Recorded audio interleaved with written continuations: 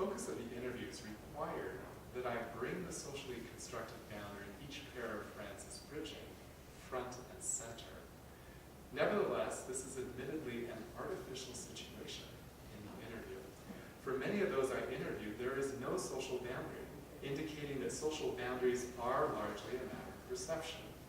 As a result, I found myself caught within a paradox. I was focusing on social boundaries that, for many of my interviewees, did not exist in the first place. The relevance of perception serves to highlight the point that the boundaries between different categories of people are socially constructed and that they are meaningful only for those who give that meaning. By inference, those who refuse to cross social categories are those who create boundaries between them in the first place and thus limit the potential options for their behavior. If social boundaries are simply a matter of perception, then they are important only to the extent we make them important. By directing my research topic and questions to the subject of bridging the gap between different social categories, I was making it an issue for those I interviewed, calling their attention to something that many didn't even have to think about. This does not mean the research topic and interview questions were the wrong approach. It's very important to engage the sociological imagination and to ask questions about what we take for granted. Thankfully, the research participants were strong-willed enough that they didn't feel obligated to accept the reality I presented to them, the reality of a social boundary. Ultimately, this may be a major part of what distinguishes the people I interviewed, the guts to disagree with what society hands them as reality, and the backbone needed to step outside of the mainstream and create their own reality, a reality where race, gender, sexual orientation, and so on do not have to divide people. Notice that it is the idea that race, gender, or sexual orientation represents a boundary, a barrier of sorts arising merely out of the existence of difference, that is the focus of this perception. This is not to say that the differences in race, gender, or sexual orientation are invisible to the individuals involved. They are certainly visible. It is the relevance of the difference that is at stake. So the perspective that these individuals take is very different from the idea of color blindness, gender blindness, or any other form of blindness for that matter. They recognize that individual experiences are fundamentally shaped by the social identity of their friend, but that the social identity does not represent the entire person. They are still individuals who are unique and different from their group affiliation. Overall, the perception of each friend was that the difference between him or her was ultimately irrelevant to the friendship. For some, this realization came after the friendship began to develop. For others, the difference never was an issue. Regardless of the particulars, the prominence of the difference between the two friends is minimized, an observation that goes all the way back to sociologist who noted that closer contact with diverse others results in individuals perceiving fewer differences. The irony is that while many of those interviewed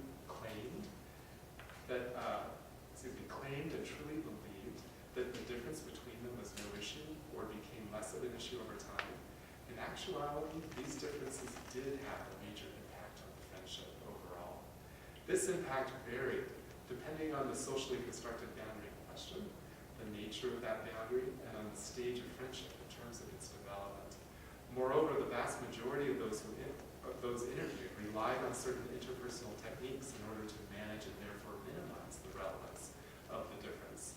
In other words, by using these interpersonal techniques, their perception of the relevance of the difference between them was altered in such a way that it receded in importance.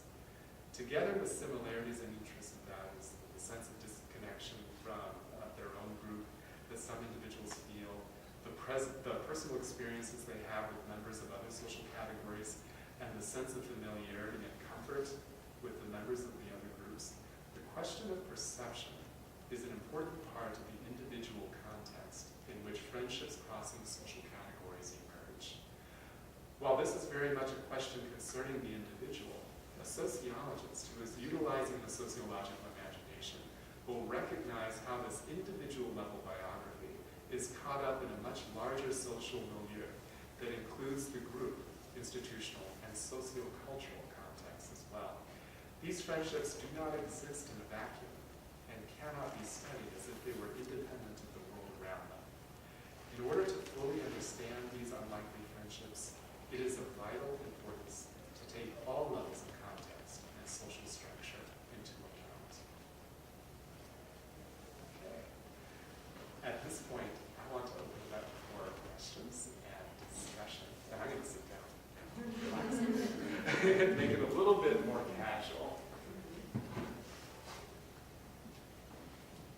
I know I can count on my students and former students to ask questions. But look, a friend of mine's got his hand up first. Eric.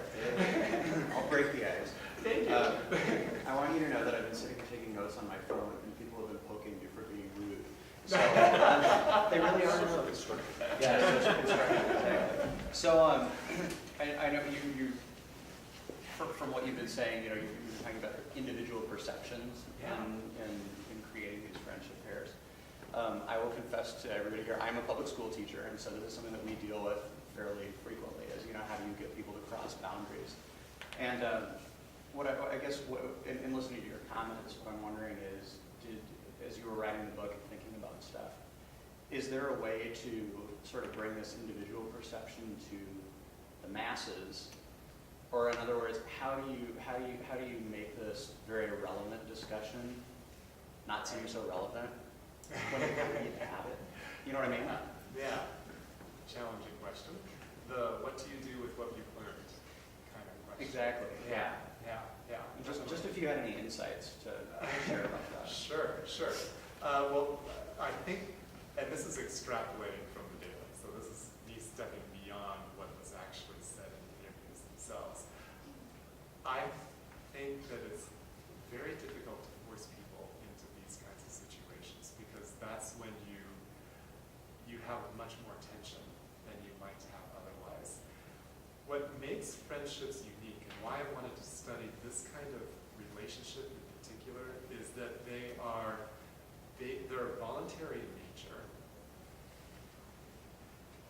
in the sense that either person could walk away at any moment, and there are no structural support systems or obligations that go with that. Like in a marriage, for example, a legal marriage, where there's a contract, and so if you want to end that relationship, there's this formal process you have to go through. So it's a very voluntary kind of friendship or relationship. Also, friendships are based on equality, or an assumption of equality, where the individuals involved see each other, treat each other as equals.